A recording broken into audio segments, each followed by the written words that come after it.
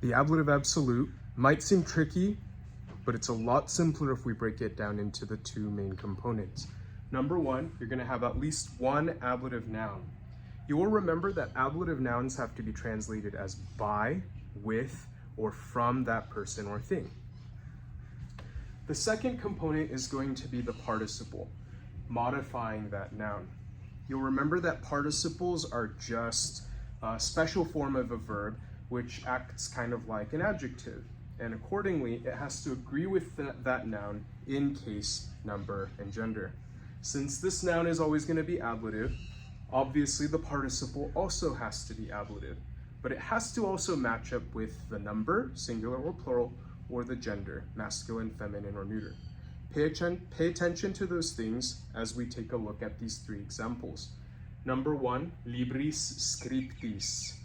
Libris, we're going to translate this as with the books. And now we have scriptis from the fourth principal part of scribo, scribere. This is the fourth principal part, meaning it's the perfect passive participle. It's a completed action that has been done to the noun that it's modifying. So, with the books written, or with the books having been written.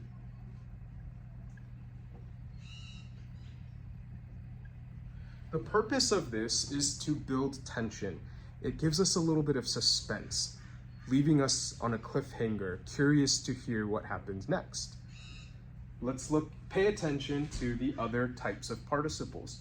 Here we have a present active participle and a future active participle. So we would translate this as with the poet writing, because it's present active, or number three, poetis scripturis, with the poets about to write. Notice how all of these phrases are setting the stage for what happens as the main event in the rest of the sentence.